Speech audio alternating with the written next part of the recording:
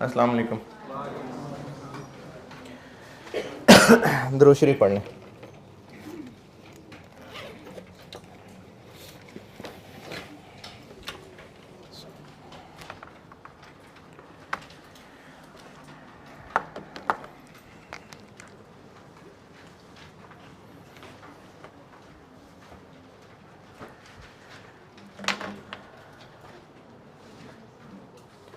चलें, जहाँ एंड किया था वहीं से आगे बढ़ता हूँ। सवाल लिखें। अभी एक दो कैलकुलेशन और बस प्रैक्टिस कर लें, फिर मैं प्रॉपर इन्वेंट्री वैल्यूएशन चैप्टर 1 शुरू करता हूँ। 2021 की सेल्स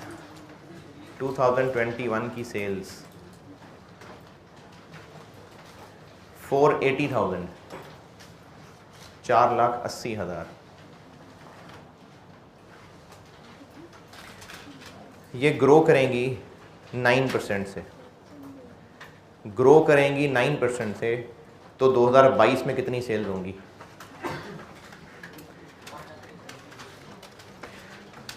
यानी अगले साल की सेल्स 9% बढ़ जाएंगी तो कितनी होंगी?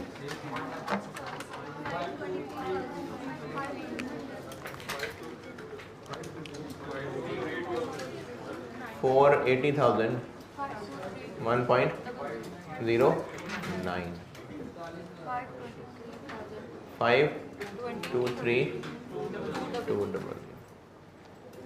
ये पिछली क्लास में बात यहाँ मैंने एंड की थी कि अगर हमने एक अमाउंट को फिर और बढ़ा के बताना है तो 1 पॉइंट समथिंग से मल्टीप्लाई, 20% बढ़ाना होता तो 1.2 से मल्टीप्लाई, 2% बढ़ाना होता तो 1.02 से मल्टीप्लाई।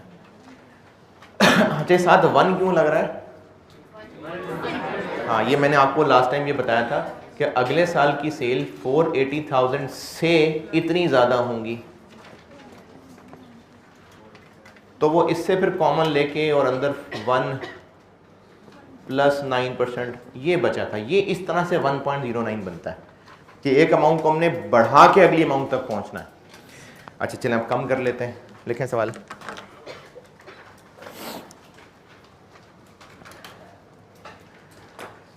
$2020 की सैलरीज 140,000 है, 1,40,000। 2021 तक जाते जाते ये रिड्यूस हो जाएंगी बाय 7%। 7% रिड्यूस हो जाएंगी ये, तो फिर बताएं कितनी होंगी 21 में?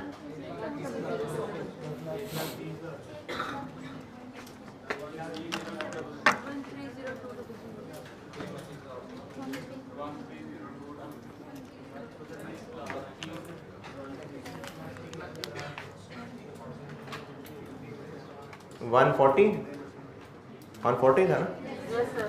140 नहीं होगा, उससे कम हो जाएगा, यानी माइनस 140 का 7%। कॉमन ले लें, क्या रह जाएगा ब्रैकेट में? 1 - 7%। यानी अब आइंदा के लिए याद रख लें कि अगर इसको कम करना है तो इंटू 0.93। ये ना बहुत ज़्यादा कॉमन यूज़ करेंगे आप लोग, ये हैंडी हो जाएगी कैलकुलेशंस। बढ़ाना है तो 1 पॉइंट समथिंग से मल्टीप्लाई, कम करना है तो पॉइंट समथिंग से मल्टीप्लाई।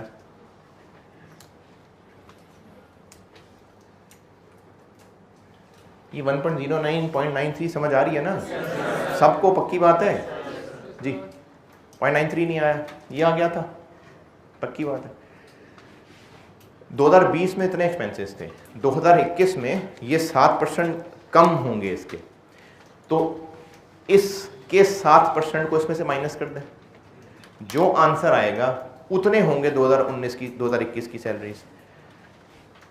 इससे कम होंगे, कितने कम? 7% कम। कैसे कैलकुलेट करें? इस फिगर में से इसका 7, जैसे डिस्काउंट होता है ना कि 5% डिस्काउंट दे दिया जी, तो कमी करनी होती है ना, तो इसमें से इसका 7% अगर माइनस कर दें तो यही शक्ल बनेगी।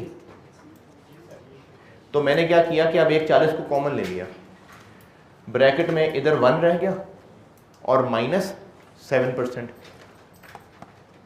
और 7% का मतलब होता है 0.03। 0.07, 7% है ना, 7%, तो 7% 0.07, तो जब इसमें से 0.07 माइनस करेंगे तो पीछे ये रह जाएगा। तो फिगर्स को बढ़ाना कम करना ये हम काफ़ी ज़्यादा किया करेंगे। कम करना है तो पॉइंट समथिंग से मल्टीप्लाई, बढ़ाना है तो 1 पॉइंट समथिंग से मल्टीप्लाई। और लिखें सवाल।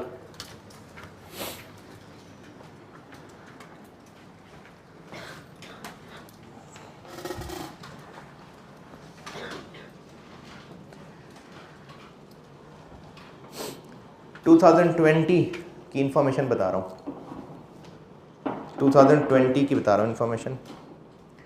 सेल्स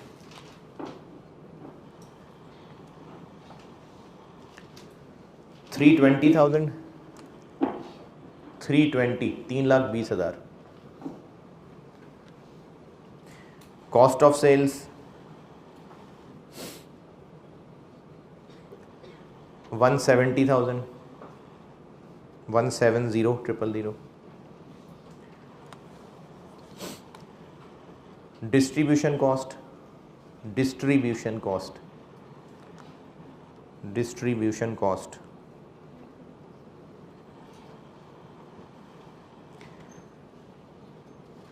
60,000, 60,000।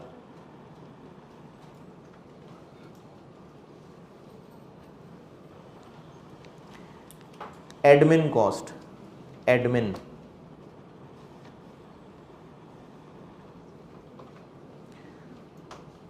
40,000, 40,000। फिगर्स रिपीट कर रहा हूँ, किसी की मिस हो गई हो तो। सेल्स बताई हैं मैंने 3,20,000, कॉस्ट ऑफ सेल्स बताई हैं 170,000, 170,000। डिस्ट्रीब्यूशन कॉस्ट बताई है 60,000, 60,000, और एडमिन कॉस्ट बताई है 40,000।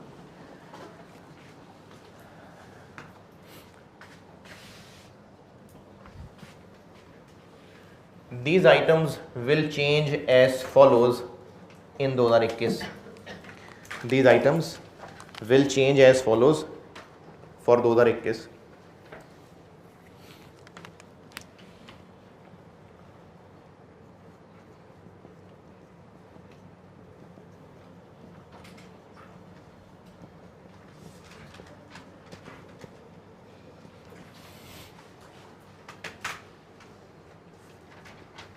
Increase by 15%,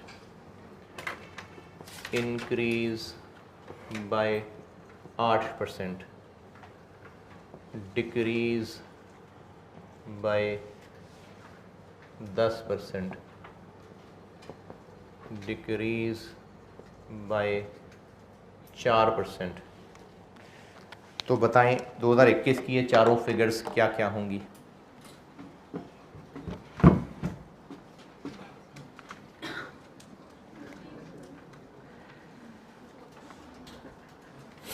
तसल्ली से कर लें सारे, वो करते ही शोर मचाते हैं ना, फिर बाकी लोग रुक जाते हैं।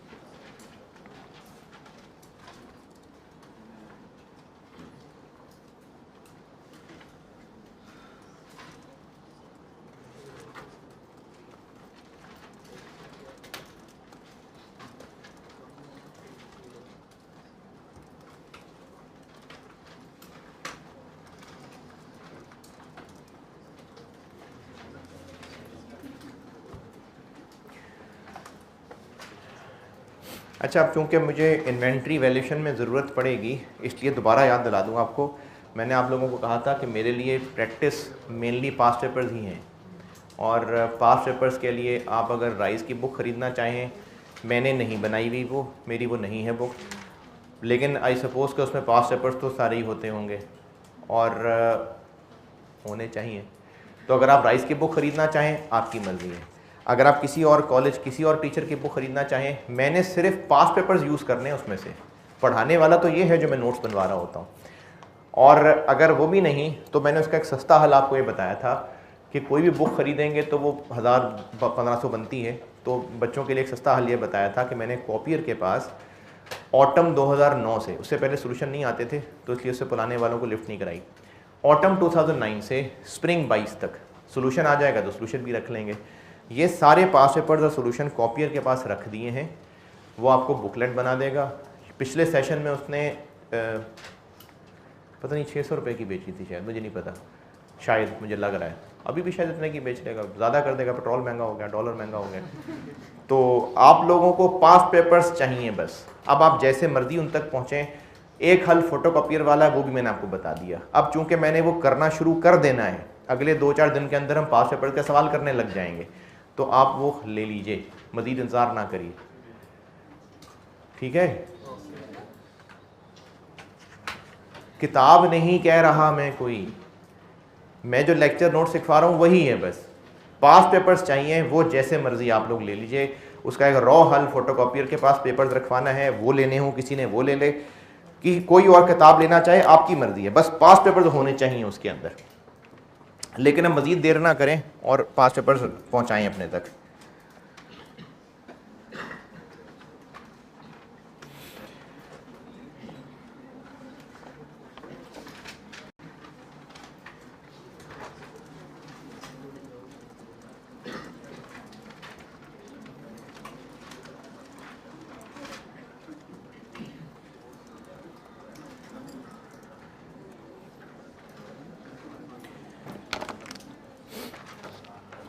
हाँ जी, सेल्स 20 में कितनी थी? 320, तो उसको अब करेंगे इंटू 1.15। कॉस्ट ऑफ सेल क्या थी? इसको करेंगे इंटू 1.08। वो तो उम्मीद है कर ही लेंगे सारे। ये 60,000, ये कम करना है इंटू 0.9, 40,000 इंटू 0.96।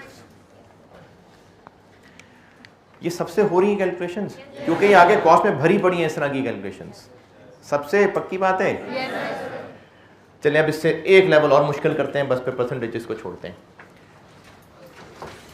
ये जो मैंने 20 की फिगर्स बताई या पिछले सवाल में 21 की बताई और कहा कि अगले साल इतने परसेंट बढ़ जाएगी, किसका परसेंट? जैसे चलो इसी सवाल की बात कर लेते हैं, 20 की फिगर्स का परसेंटेज या 21 की फिगर्स का परसेंटेज? क्यों? क्योंकि मैं बेस 20 को कह रहा हूं कि 20 से इतनी बढ़ जाएंगी, तो जो बेस है वो 100 होता है, इसलिए इसी का 7%, इसी का 9%, 18%, 15%, जो बेस है ना, बेस क्या है? जिससे कंपैरिजन किया जा रहा है, जिससे इंक्रीज डिक्रीज की बात की जा रही है, वो बेस है, तो उसका परसेंटेज है वो 100 है। अगला सवाल लिखें। अब ये थोड़ा सा और गहरा होने लगा है, ध्यान से वर्डिंग पे गौर करिएगा और जल्दबाजी मत करिएगा। और इसमें आपको हेल्प के लिए बता देता हूँ, वो जो आपको मार्जिन मार्केट में वो यूनिटरी मेथड का फार्मूला बना के दिया था ना, उसको आप यूज़ कर सकते हैं बेशक। 2021 की सेल्स, 2021 की sales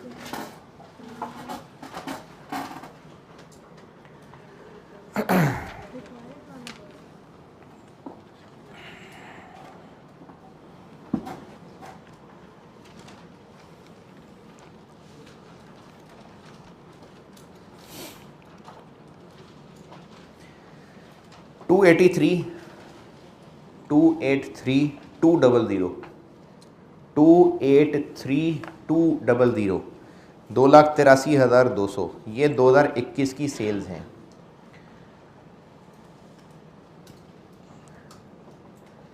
These are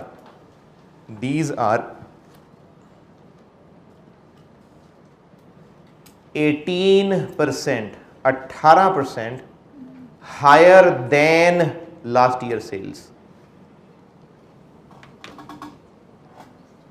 18% higher than last year sales.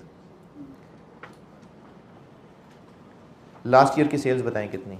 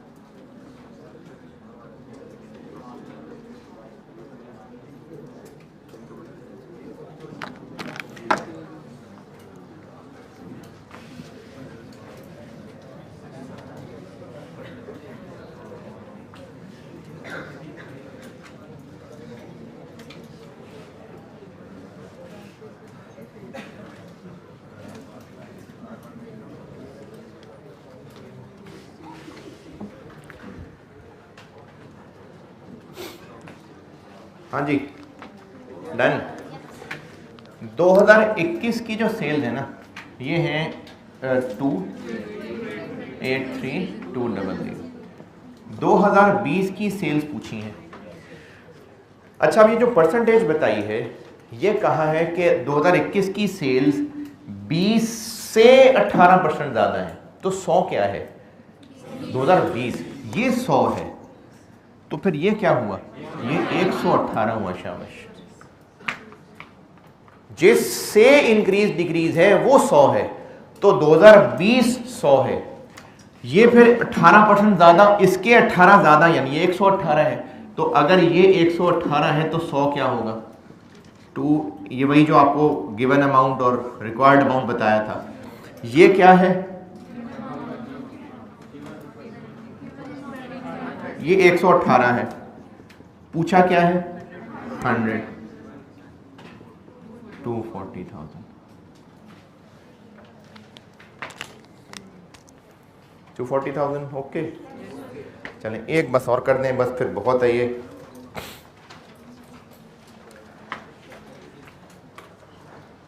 अच्छा, जो लोग इक्वेशन से ट्राई करते हैं ना, ज़रूर किया करें, ज़रूर करना चाहिए। अगर किसी ने ट्राई किया हो, चलो वो भी बताता हूँ।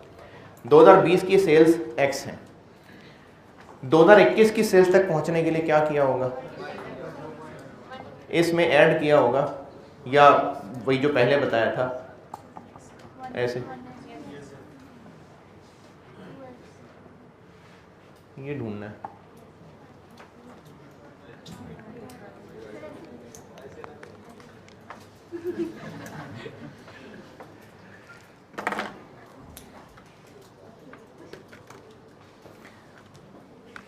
सवाल लिखें।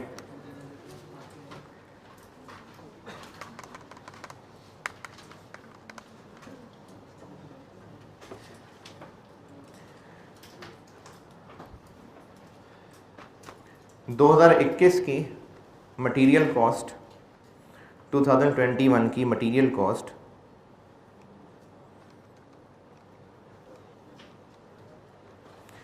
440 है।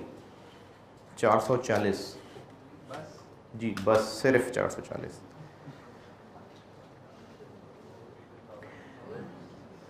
इट इज 12%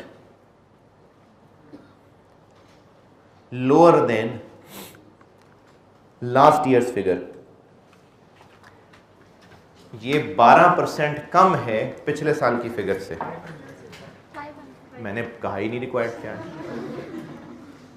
रिक्वायर्ड है 2022 की सेल्स, नहीं है, नहीं है। 2020 में बताएं मटेरियल कॉस्ट क्या थी? 500।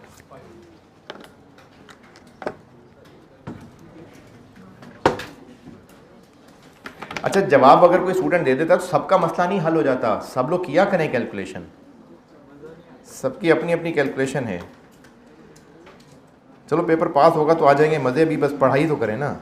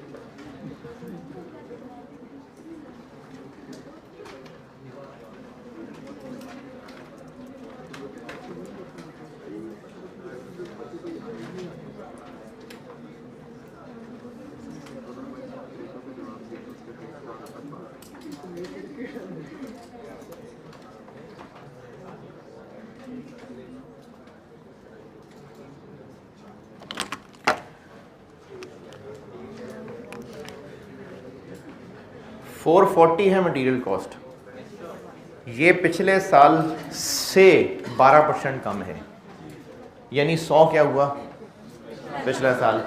तो पिछला साल जो भी था इतना कम करेंगे तो ये बनेगा, क्योंकि 100 वो था, तो अब ये आ जाएगा 500। ऐसे देख लें, देखना है तो 2021 में 500 है, नहीं 440 है। 2020 पता नहीं क्या था, लेकिन 100 ये था, क्योंकि ये इससे 12% कम है। अगर ये इससे 12 कम है यानी ये 88 है, तो 440 अगर 88 है तो 100 कितना होगा? 500। चलो जी, परसेंटेजेस भी बहुत हैं, बाकी अब आगे थ्रू आउट प्रैक्टिस तो होती ही रहेगी इसकी। अब आप तैयार हो गए सारे कॉस्ट पढ़ने के लिए।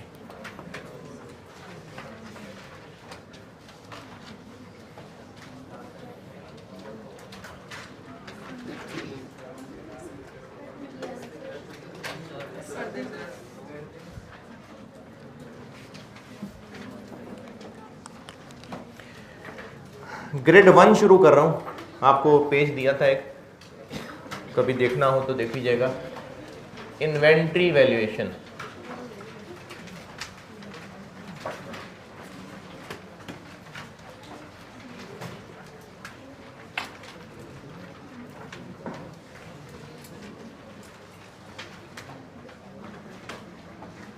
इन्वेंट्री वैल्यूएशन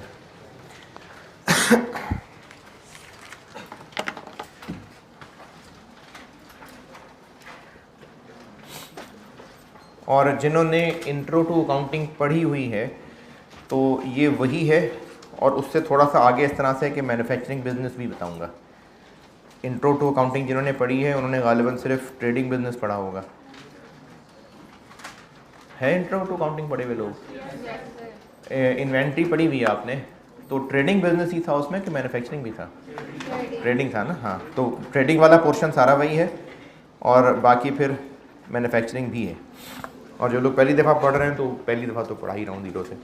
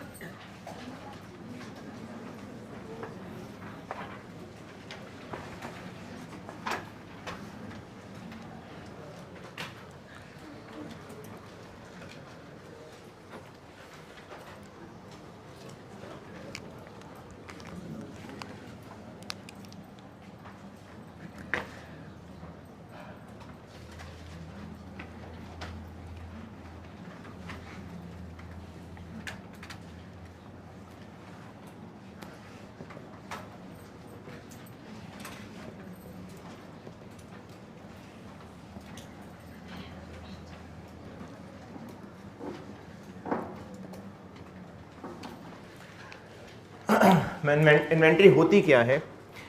ट्रेडिंग बिजनेस क्या करता है? गुड्स खरीद के बेचता है।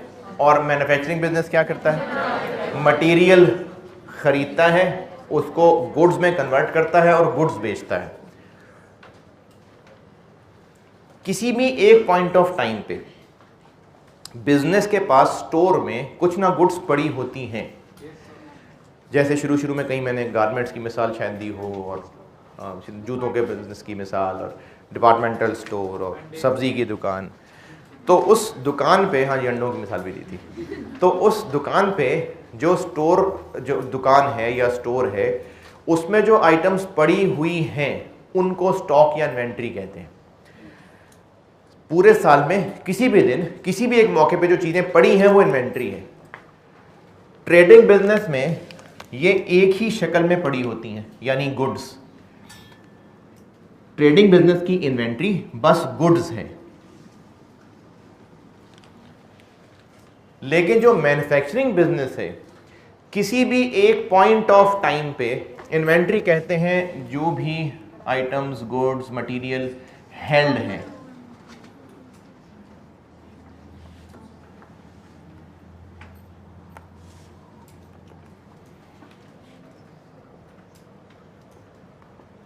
और यूज और सेल।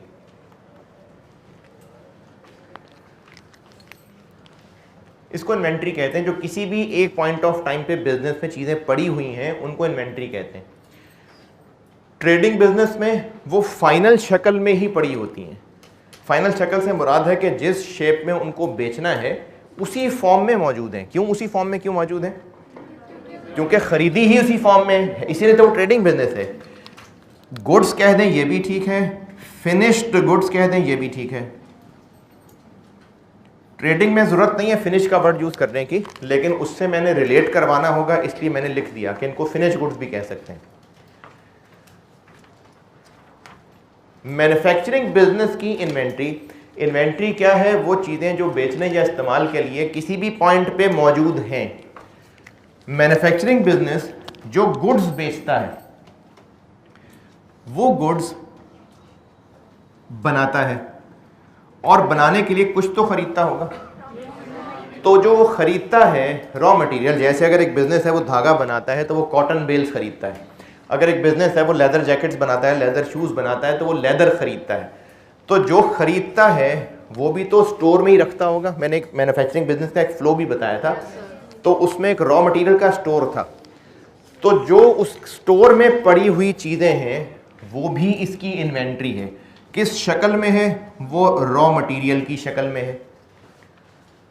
तो मैन्युफैक्चरिंग बिजनेस की इन्वेंट्री की एक शक्ल रॉ मटेरियल होती है, और जो चीजें बन चुकी हुई हैं, अभी बिकी नहीं हैं, वो फिनिश गुड्स कहलाती हैं, और वो फिनिश गुड्स के स्टोर में पड़ी होती हैं। RM raw material, okay. ये फिनिश गुड्स। मैंने कहा इन्वेंट्री वो चीजें हैं जो किसी भी एक पॉइंट ऑफ टाइम पे मौजूद हैं। ये तो दो एक्सट्रीम्स हैं, मटेरियल जो बिल्कुल रॉ फॉर्म में है, स्टोर में पड़ा हुआ है, और फिनिश गुड्स जो मुकम्मल बन चुकी हैं। लेकिन किसी भी एक पॉइंट ऑफ टाइम पे पड़ी हुई चीज़ों को मैं इन्वेंट्री कह रहा हूं। तो यहां से यहां तक की दरमियानी शक्ल भी है और वो बिजनेस के प्रोसेस पे डिपेंड करती है। हो सकता है कॉटन से धागा बनने में 7-8 घंटे लगते हों, वो 4-5 मशीनों से गुजर के जाता हो, तो उन 7-8 घंटों के दौरान भी तो वो धागा अधूरा अधूरा सा किसी शक्ल में है ना, उसको कहते हैं वर्क इन प्रोसेस।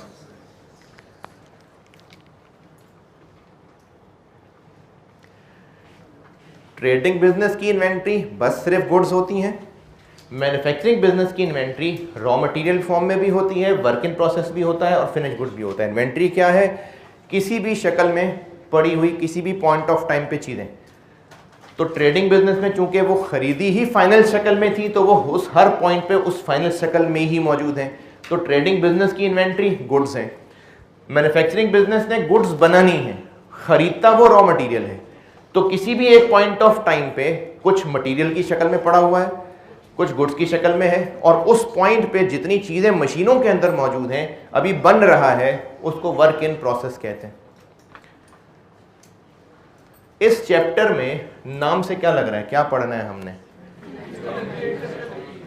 इनकी वैल्यू कैलकुलेट करनी, इनकी अमाउंट हमने कैलकुलेट करनी सीखनी। तो इसमें आप अपने अल्फाज में इसको नोट करने के बाद अपने अल्फाज में एक बात ये लिख लीजिए कि इस चैप्टर में हम वर्क इन प्रोसेस के अलावा बाकी वाली पढ़ने लगे, क्योंकि वर्क इन प्रोसेस का एक अलहदा चैप्टर पढ़ेंगे। इस चैप्टर में हम वर्क इन प्रोसेस नहीं पढ़ रहे, बाकी पढ़ेंगे। वर्क इन प्रोसेस की कैलकुलेशन के लिए एक अलहदा चैप्टर है, एक अलहदा चैप्टर है प्रोसेस कॉस्टिंग के नाम का, तब पढ़ेंगे।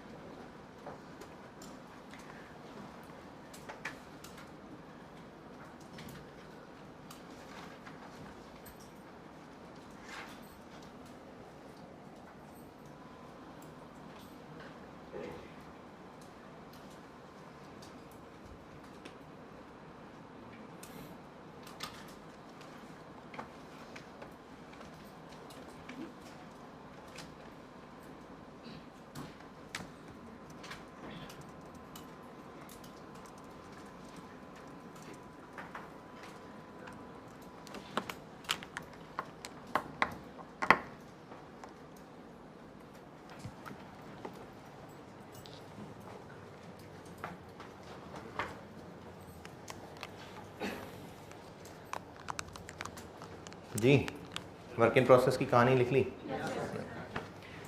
बाकियों की वैल्यू पढ़ते हैं।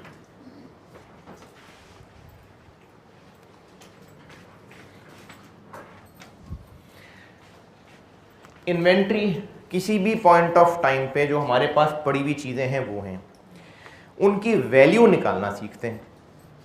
उनकी वैल्यू क्या होगी, उनकी अमाउंट क्या होगी, ये इन्वेंट्री हम तक किसी ना किसी तरह तो पहुंची है ना, तो कॉस्ट इनकी क्या होगी? जो खर्च करके वो चीज़ें हम तक पहुंची हैं, तो इन्वेंट्री की वैल्यू होगी उसकी कॉस्ट। इन्वेंट्री की वैल्यू अभी लिखना नहीं है, ये इन्वेंट्री की वैल्यू होगी उसकी कॉस्ट। आप लोगों को चूंकि आप इंट्रो टू अकाउंटिंग पढ़े हुए नहीं हैं बहुत सारे लोग, मैंने शुरू में कुछ नाम बताए थे, इनकम्स, एक्सपेंसेस, एसेट्स, ये जिक्र किया था ना। बिजनेस ना अपनी परफॉर्मेंस देखना चाहता है, बिजनेस का ओनर इनफैक्ट वो ये देखना चाहता है कि मेरा बिजनेस परफॉर्म कैसा कर रहा है। क्योंकि बिजनेस बनाए क्यों था, कर ही क्यों रहे हैं बिजनेस? प्रॉफिट कमाने के लिए। कोई नेक काम समझ के तो नहीं कर रहे, प्रॉफिट कमाने के लिए कर रहे हैं। तो बिजनेस सही प्रॉफिट कमा भी रहा है, नहीं कमा रहा है, ओनर को ये बातें अकाउंटेंट बताएगा, क्योंकि अकाउंटेंट ने इस सब का रिकॉर्ड रखा होगा। अच्छा, एक तो ये है कि बिजनेस की परफॉर्मेंस कैसी चल रही है, ओनर को पल पल की खबर मिलती रहे, पल पल की खबर मिल रही है उसको, लेकिन अगर वो खबरें ही लेता रहेगा तो फिर काम कैसे करेगा। तो इसलिए ओनर क्या करता है कि वो बिज़नेस की परफॉर्मेंस पीरियोडिकली जानना चाहेगा।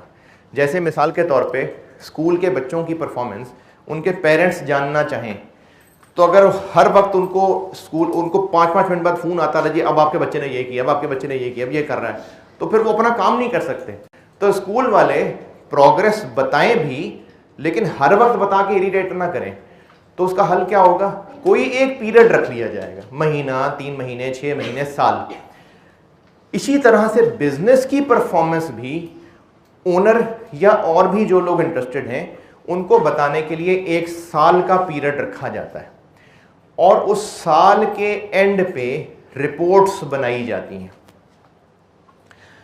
उन रिपोर्ट्स में बहुत कुछ बताया जा रहा होता है कि इस साल बिजनेस ने क्या प्रॉफिट कमाया, कितने एक्सपेंसेस किए, कितनी इनकम्स की।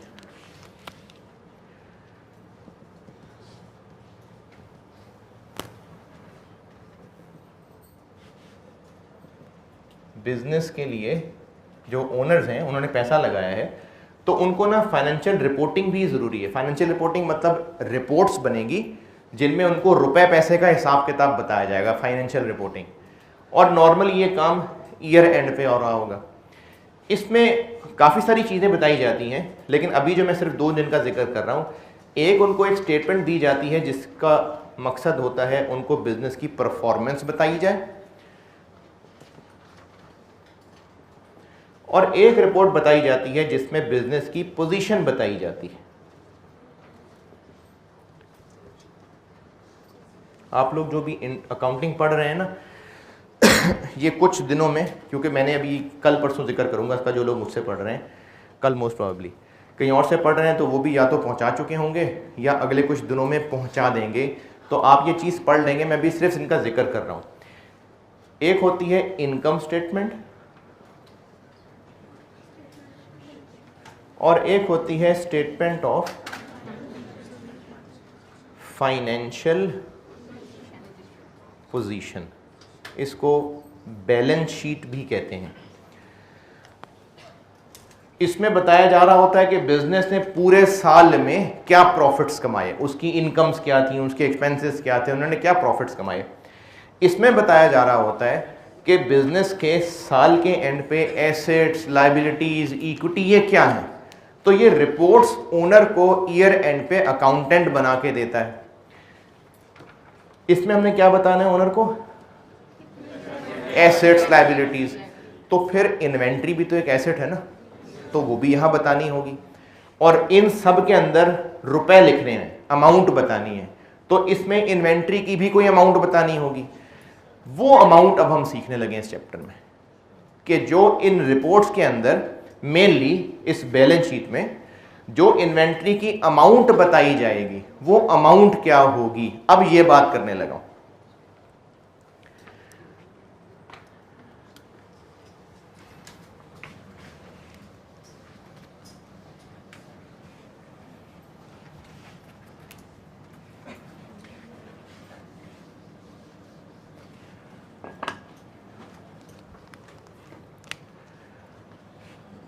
वैल्यू ऑफ इन्वेंट्री, जो कि टॉपिक का नाम भी है, इसमें हम असल में सीखने लगे हैं कि इन्वेंट्री की क्या अमाउंट रखी जाएगी इस रिपोर्ट में।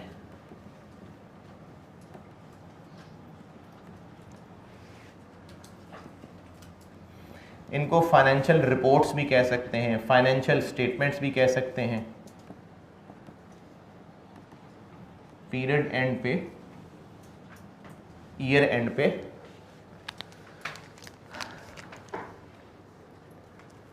जो फाइनेंशियल स्टेटमेंट्स बननी है, ये इनमें ना इन्वेंट्री के भी बारे में कुछ ना कुछ बताया जा रहा होता है।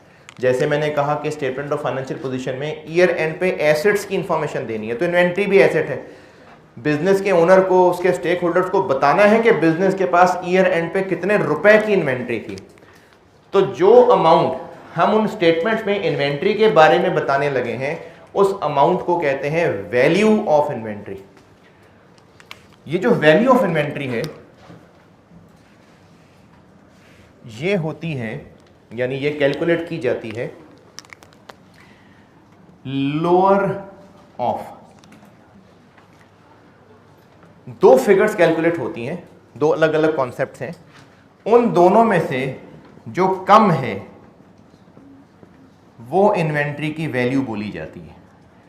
एक है उसमें कॉस्ट और एक है नेट रियलाइजेबल वैल्यू, और उसको प्यार से NRV भी कहते हैं।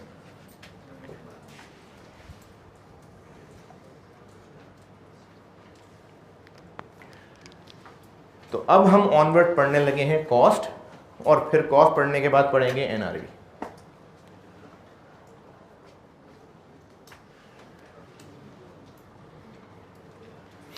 तो वैल्यू ऑफ इन्वेंट्री से मुराद है इन्वेंट्री की वो अमाउंट, इन्वेंट्री वही जो भी बताई थी, ट्रेडिंग बिजनेस है तो सिर्फ गुड्स, मैन्युफैक्चरिंग बिजनेस है तो raw material, work in process, finish goods, उनकी जो अमाउंट फाइनेंशियल स्टेटमेंट्स में लिखनी है उस अमाउंट को वैल्यू ऑफ इन्वेंट्री कहते हैं। और ये सब काम हम कब कर रहे हैं? ईयर एंड पे। तो वो अमाउंट कैलकुलेट कैसे करनी है? उस इन्वेंट्री से रिलेटेड दो चीज़ें कैलकुलेट की जाएंगी, एक कॉस्ट और एक नेट रियलाइजेबल वैल्यू या NRV। उन दोनों में से जो लोअर होगा उसको हम अमाउंट रखेंगे फाइनेंशियल स्टेटमेंट्स में। क्यों लोअर, इसकी भी वजह बताऊंगा आगे।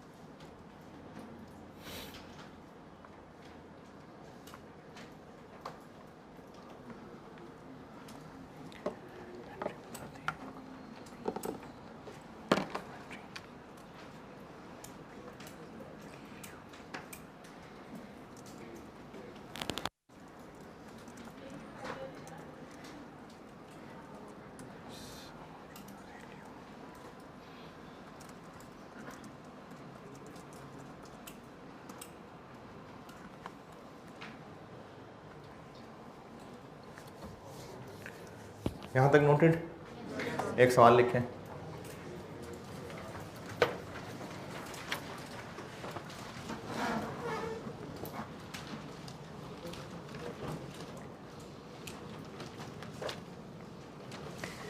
Inventory balance at year end, inventory balance at year end, inventory का बैलेंस है at year end 24,600 units, 24,600 units. इतनी गुड्स पड़ी हैं स्टोर में। Cost per unit, cost per unit 28 rupees है, 28 रुपये। और NRV per unit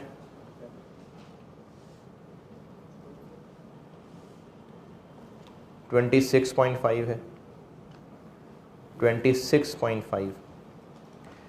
total value of inventory बताइए, टोटल वैल्यू ऑफ इन्वेंट्री।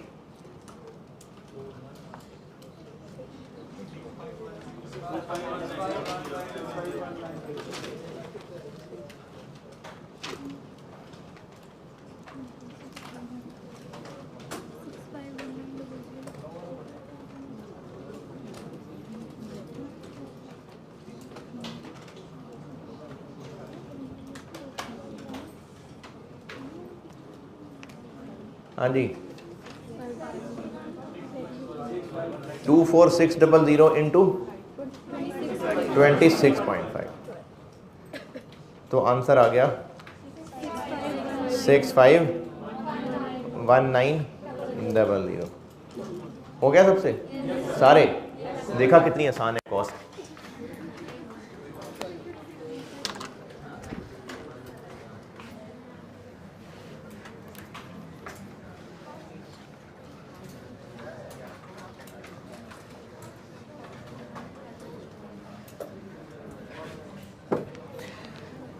अच्छा, अब इन दोनों में से कॉस्ट को लेके चल रहा हूं मैं। अब पहले कॉस्ट को तसल्ली से पढ़ते हैं, उसके बाद फिर एनआरबी पे जाएंगे।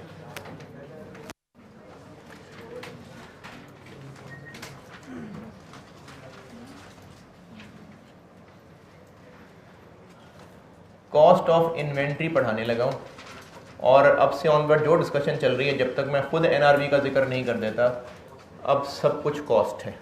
कॉस्ट ऑफ इन्वेंट्री कि हमें ये इन्वेंट्री कॉस्ट कितनी कर रही है, हमारी जेब से खर्चा कितना हुआ है।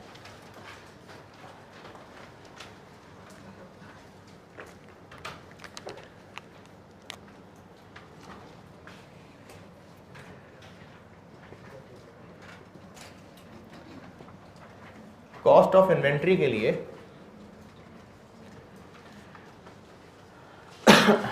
अगर तो वो इन्वेंट्री, अच्छा इन्वेंट्री किन किन शक्ल में पड़ी हुई है?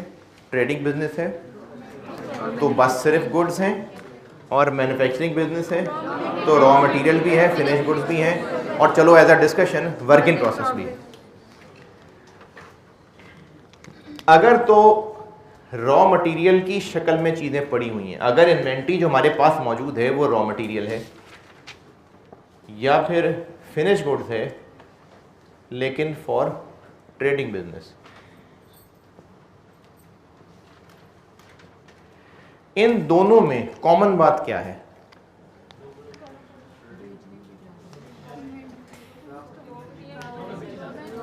नहीं, ये दोनों हम तक पहुंचे कैसे हैं? खरीद के। ये दोनों अभी सिर्फ खरीदे हुए ही आए हैं। रॉ मटेरियल पे ऊपर फिर बाद में वो मशीन में जाएगा, फिर मैन्युफैक्चरिंग बिजनेस पे प्रोडक्शन कॉस्ट और खर्च करेगा। अभी इस वक्त ये जिस पोजीशन में है, अभी ये दोनों सिर्फ खरीदे हुए हैं, जबकि वर्क इन प्रोसेस भी और फिनिश गुड्स भी फॉर मैन्युफैक्चरिंग बिजनेस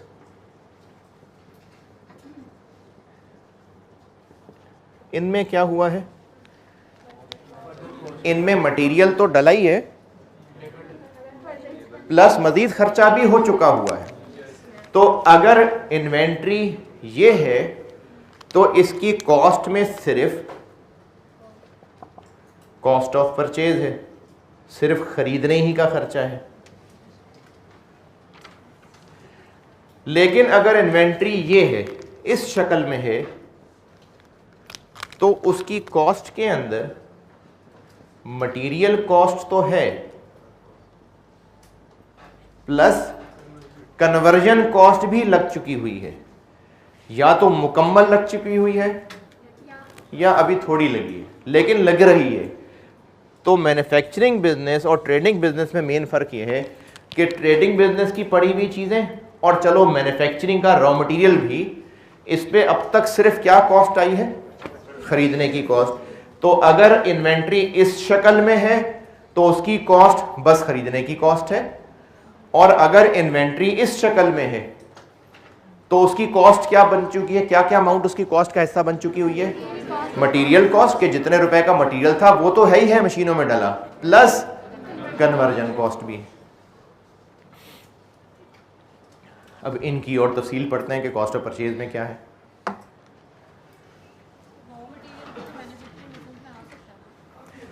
नहीं, ये जो रॉ मटेरियल है ना, ये मैन्युफैक्चरिंग बिजनेस ही में होता है। मैंने इसको इस शाख पे सिर्फ इसलिए लिखा है कि इस पे अब तक क्या कॉस्ट आई है? सिर्फ खरीदा ही है ना, और ट्रेडिंग बिजनेस की गुड्स पे अब तक क्या कॉस्ट आई है? तो ये दोनों कॉमन होने की वजह से इस शाख में लिखे मैंने। है ये मैन्युफैक्चरिंग बिजनेस का रॉ मटेरियल, चूंकि होता ही मैन्युफैक्चरिंग में, इसलिए मैंने लिखा नहीं था, ये लिख दिया। तो मैंने सिर्फ किया ये है कि ट्रेडिंग बिजनेस की फिनिश गुड्स या फिर मैन्युफैक्चरिंग बिजनेस हो और रॉ मटेरियल, इन दोनों के लिए कॉमन बात ये है कि इनकी कॉस्ट क्या है अब तक? खरीदने की कॉस्ट। और इनके लिए मैंने कहा कि इनकी कॉस्ट अब तक मटेरियल तो लगा ही है प्लस कन्वर्जन कॉस्ट भी लग चुकी है। कॉस्ट का मतलब है इन पे अब तक क्या खर्चा आ चुका हुआ है। इन्वेंट्री की कॉस्ट से मुराद है कि इन्वेंट्री जिस शक्ल में मौजूद है उस पे कितना खर्चा हो चुका हुआ है, ये है कॉस्ट ऑफ इन्वेंट्री। तो ये चीजें जिस शक्ल में हैं उन पे खर्चा सिर्फ खरीदने का हुआ है, और ये जिस शक्ल में हैं इन पे खर्चा मटेरियल भी लग चुका और कन्वर्जन कॉस्ट भी आ चुकी। अब इस कॉस्ट ऑफ परचेज को और तफसील से पढ़ते हैं।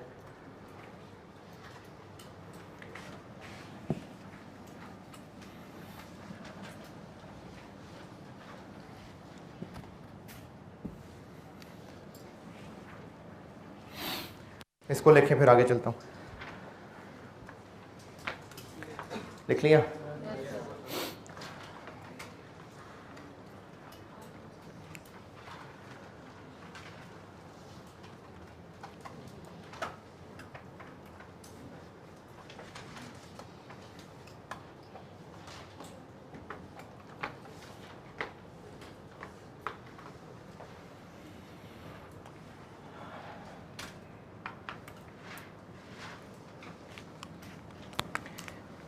इसको और एक्सप्लेन कर रहा हूं, मतलब दरख्त तो बस ये काफ़ी है, अब मैं कॉस्ट ऑफ परचेज को एक्सप्लेन कर रहा हूं।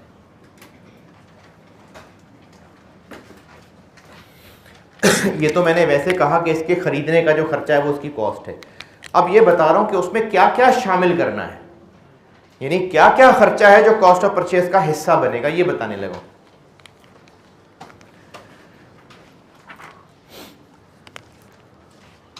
जो ट्रेडिंग बिजनेस गुड्स खरीद रहा है वो खरीद के स्टोर तक लाएगा तो उस पर क्या क्या खर्चे होंगे?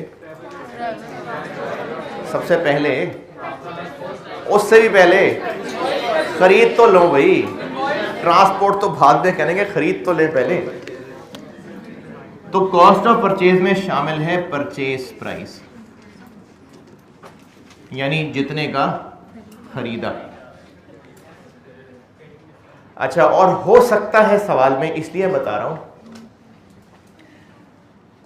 हो सकता है सप्लायर कहे कि जी ये चीज है 30 रुपए की, अब हम उससे निगोशिएट करें और वो 30 रुपए में से 4 रुपए डिस्काउंट दे दे। इसको कहते हैं ट्रेड डिस्काउंट, कि डिस्काउंट दिया जा रहा है ताकि ट्रेड हो जाए। अच्छा, मैंने एक लिस्ट बता रहा हूं, मैक्सिमम तो चलो ठीक है, मैक्सिमम जरूरी नहीं कि सारा कुछ होगा, आपको एक लिस्ट बता रहा हूं कि क्या क्या खर्चे हैं जो सब में ऐड हो रहे होते हैं। उनमें से हो सकता है 2-4 ना भी हों सवाल के अंदर। खरीद लिया शॉप से, अब जो यहां लिखूंगा ना, आप इसका कॉन्सेप्ट लॉजिक याद रखिए कि ये हमारा स्टॉक, हमारी इन्वेंट्री क्यों है? क्योंकि स्टोर में पड़ी है। तो वहां तक लाने के लिए जो भी खर्चा आया जरूरी, वो सब इसकी कॉस्ट ऑफ परचेज है। चलें अब लाते हैं, दुकान से खरीद लिया, अब आगे ट्रांसपोर्टेशन होगी, बिल्कुल ट्रांसपोर्टेशन होगी, लोड किया होगा ट्रक पे, बिल्कुल ठीक है, लोडिंग चार्जेस हो जाएंगे। अच्छा, अगर और ठहर अगर ये इंपोर्ट की हुई चीजें हैं तो इंपोर्ट के दौरान एक और एक्स्ट्रा काम ये होता है कि इस पे कुछ टैक्सेस ड्यूटीज लग रहे होते हैं, वो भी हमारा खर्चा है। लेकिन वो टैक्सेस ड्यूटीज दो तरह के होते हैं, एक होते हैं रिफंडेबल और एक होते हैं नॉन रिफंडेबल। रिफंडेबल वो होते हैं जो बाद में गवर्नमेंट से किसी ना किसी बहाने से वापस ले लिए जाएंगे। नॉन रिफंडेबल होते हैं जो बस गए। तो नॉन रिफंडेबल हुए अगर, वो भी हमें इसकी कॉस्ट में ऐड करना पड़ेगा। Non refundable taxes and duties,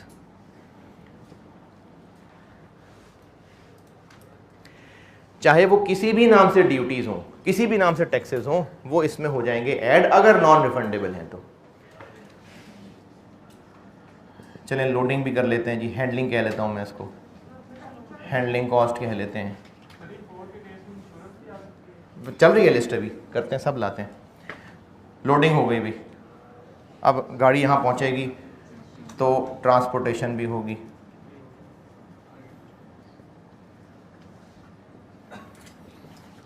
और बिल्कुल ऐसे ही है, रास्ते की इंश्योरेंस करानी होगी, इसी लिस्ट में आगे चल रहा हूँ। तो ट्रांजिट की इंश्योरेंस, रास्ते की इंश्योरेंस,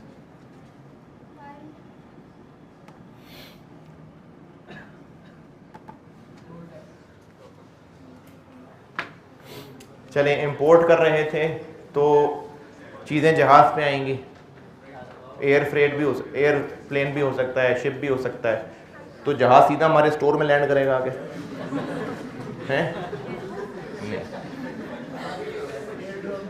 गवर्नमेंट की कोई जगह होगी, पोर्ट होगा, वहाँ पर जहाज़ आएगा, वहाँ से फिर डॉक्यूमेंट्स लेने पड़ेंगे, चीज़ें क्लियर करानी पड़ेंगी, तो कुछ क्लियरिंग चार्जेस वगैरह भी होते हैं। अच्छा, इंपोर्ट में स्पेशली एलसी चार्जेस एक चीज़ होती है, ये ज़रूरी होते हैं, लेटर ऑफ क्रेडिट कहते हैं इनको। लेटर ऑफ क्रेडिट होता है बैंक को इन्वॉल्व करना पड़ता है, क्योंकि जिससे चीज़ें खरीदी हैं उसको यकीन ही नहीं है, वो कहेगा पैसे नहीं देंगे, और हम पैसे पहले दे देंगे तो फिर हमें यकीन नहीं है, वो चीज़ें नहीं भेजेगा। तो इसमें ना बैंक्स को इन्वॉल्व किया जाता है, वो लेटर ऑफ क्रेडिट लिखता है बैंक, ये उसके चार्जेस लेता है। और भी लिस्ट बनाई जा सकती है, लेकिन मैं एक कीमती जुमला लिख देता हूँ, all other directly attributable costs necessarily incurred in bringing the asset to its present location and condition.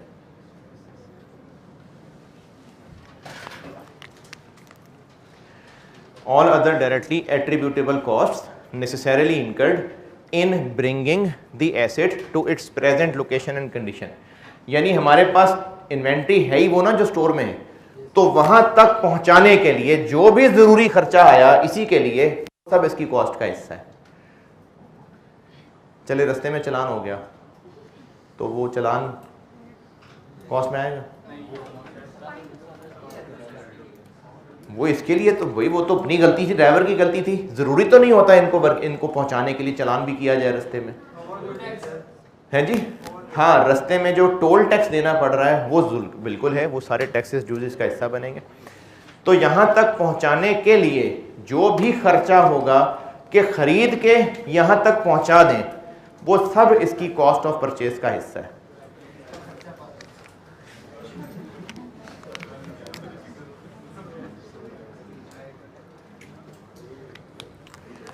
हाँ जी, चाय पानी भी है इसमें।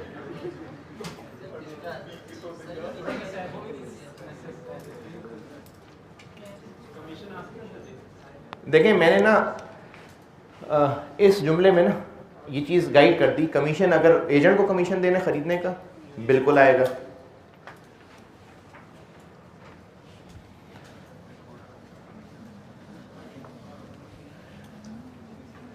और कुछ खर्चे हैं जिनका बेशक जितना मर्जी दिल कर रहा हो लेकिन यहाँ शामिल नहीं करना। क्या जी? किसको? जिसने काम किया है, मतलब उसने बहुत अच्छा काम कर दिया, मतलब तो अच्छा खरीद के क्या लाया होगा? ट्रांसपोर्टेशन में मतलब काम था ना, उसने टाइम से पहले ही कर दिया। ट्रांसपोर्टेशन में यानी चीजें जो लेके आनी थी जी, मतलब जल्दी आ गया, कम टाइम में ले आया। हाँ, तो वो ट्रांसपोर्टेशन कॉस्ट है, ठीक है, खर्चा है, बिल्कुल।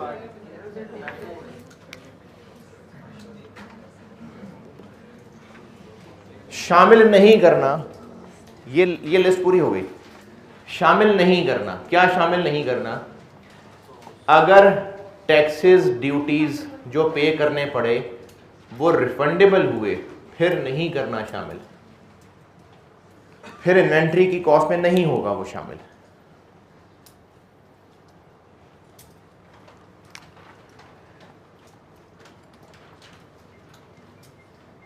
अगर हमें रास्ते में कोई पेनल्टीज देनी पड़ी, कुछ चालान देना पड़ा, कुछ चोरी हो गई, डकैती हो गई, एक्सीडेंट हो गया, इस सब को एबनॉर्मल खर्चा कहते हैं। एबनॉर्मल कॉस्ट का वर्ड भी ठीक है, एबनॉर्मल लॉस का वर्ड भी ठीक है। Abnormal cost, abnormal loss. Abnormal का मतलब ये है कि जो हम चीज़ें ख़रीद के लाते हैं उनको ख़रीद के लाने का एक नॉर्मल प्रोसीजर होता होगा, तो जो नॉर्मल प्रोसीजर से हट के खर्चा है, जैसे एक्सीडेंट हो गया, चलान हो गया, चोरी हो गई,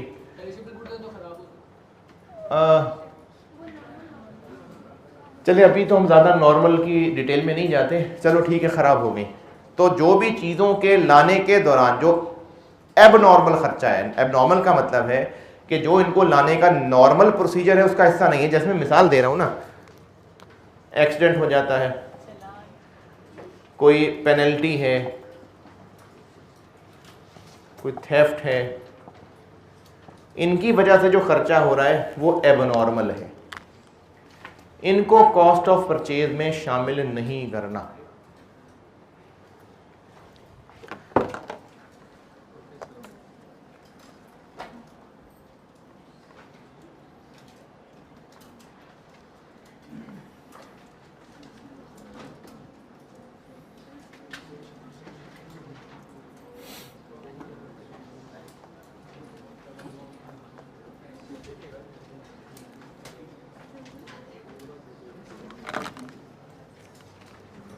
अच्छा, इनको ला के जहाँ जिस स्टोर में रखना है उस स्टोर का किराया वो भी ऐड करेंगे कॉस्ट ऑफ परचेज? नहीं, वो लेके आने का खर्चा नहीं है, तो जो गोडाउन रेंट है या कह लें स्टोरेज कॉस्ट है वो नहीं शामिल कर देनी। स्टोरेज कॉस्ट मतलब स्टोरेज कॉस्ट, स्टोर करने की कॉस्ट। हमने ये चीज़ें खरीद के ले आए, स्टोर तक पहुंचा दी, बस ये कॉस्ट ऑफ परचेज है। अब स्टोर में पड़ी हुई है, स्टोर का किराया है, स्टोर के बिजली का बिल है, स्टोर के लोगों की तनख्वाह है, वो कॉस्ट ऑफ परचेज का नहीं हिस्सा बनना शुरू हो जाएंगे खर्चे। चले जी, एक सवाल होमवर्क है आपका। इन्वेंट्री वैल्यूएशन के नोट्स लिए होंगे आपने, और ऑनलाइन वालों के लिए आपके कोर्स में रखे हुए हैं इसी चैप्टर में। उसका क्वेश्चन 1 कराइएगा, ज़बानी हो जाएगा वैसे कैलकुलेटर पे ही, ये कराइएगा। नहीं अभी लेट हो गया। ये क्वेश्चन नंबर 1 जो इन्वेंट्री वैल्यूएशन के नोट्स आप लेंगे कॉपियर से, उसमें ये क्वेश्चन 1 है, ये करके आइएगा। ठीक है जी, अल्लाह हाफ़िज़।